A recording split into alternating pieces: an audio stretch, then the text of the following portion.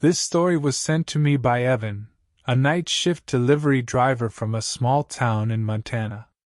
He told me he hesitated for weeks before sharing this because he wasn't sure if anyone would believe him. But the fear in his voice, the way he described every detail. I knew this story needed to be told exactly as he experienced it.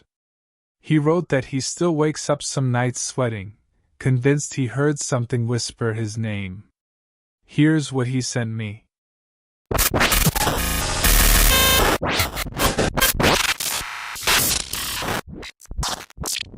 My name is Evan, and I've been a night delivery driver for almost 8 years.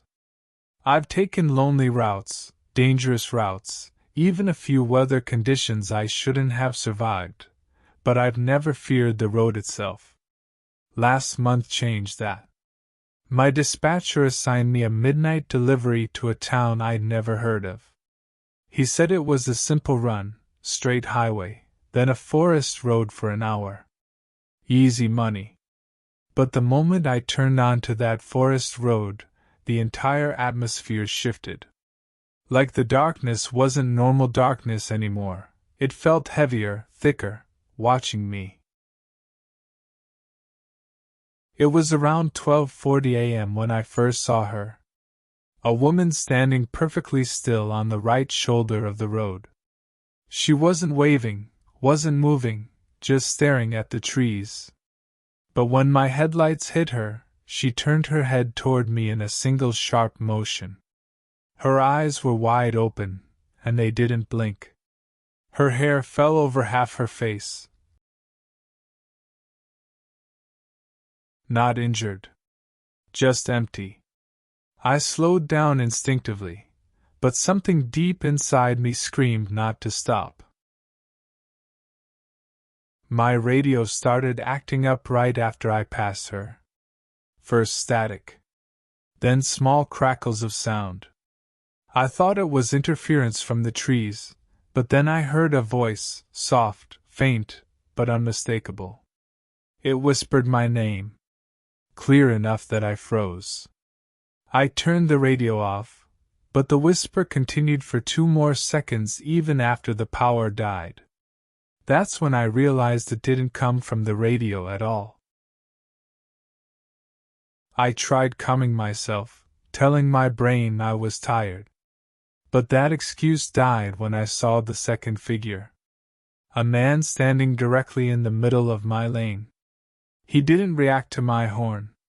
Didn't flinch at my high beams. He just watched me approach with a blank, emotionless expression. I was seconds from hitting him when he stepped aside, not walked, stepped, in a single smooth glide, like gravity didn't apply to him. My heart was pounding as I passed him.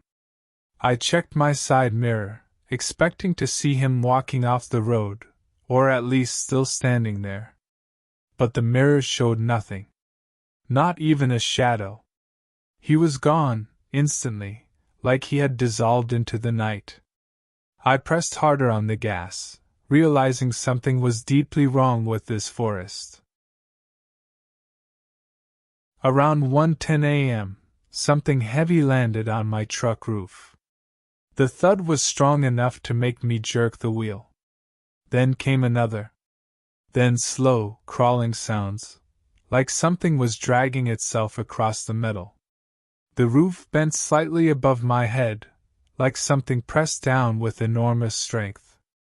I didn't want to look, but I couldn't help imagining long fingers clawing toward me. I could hear the thing breathing now. Slow. Wet. Then the whisper returned, this time directly above me. It said my name again, but longer, stretching it, like it enjoyed the sound. I floored the gas pedal, pushing the truck as fast as it could go. But the whisper only grew closer, almost like it was lowering its face toward the roof. Branches blurred by as I sped down the narrow road. But in the gaps between the trees I saw faces. Pale, expressionless faces watching from the shadows. Dozens of them. Some crouched low, some pressed against the trunks, all staring at the truck. Not moving. Not blinking. Just watching. The faces weren't the worst part. The worst part was the laughter that followed. Light, breathy laughter echoing from somewhere in the woods. First from the right. Then from the left. Then from above. Like the entire forest was mocking me. Like it knew I couldn't escape.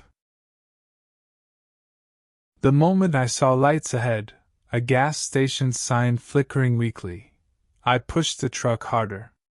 I didn't care if the engine blew. I just needed to get out.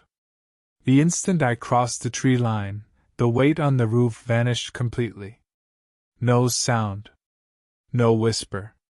Just the sudden silence of the real world washing over me like a wave.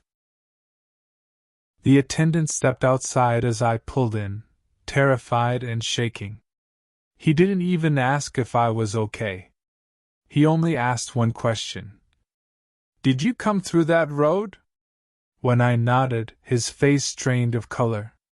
He told me people stopped using that road for a reason. And anyone who hears their name whispered on it is never supposed to answer. At sunrise, I climbed onto the truck to see what caused the noises. The roof was covered in deep indentations, finger-shaped dents. And long, dragging scratches ran from the back to the front. Not animal claw marks. These looked like human fingernails, but far too long. When I finally reached the delivery town, the locals reacted strangely. One man refused to take the package until he asked which route I came from. When I told him, he stepped back like I was carrying something infectious.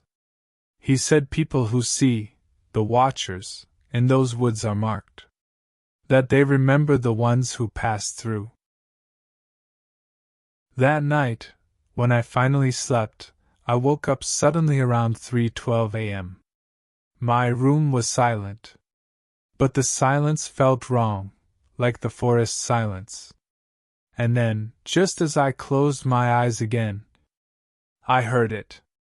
A whisper. Soft. Gentle. Right next to my ear. Calling my name exactly the way it did on the road.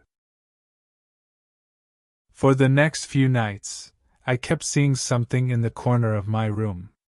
Not fully a person. Just a tall, thin shadow shape that disappeared whenever I turned on the lights.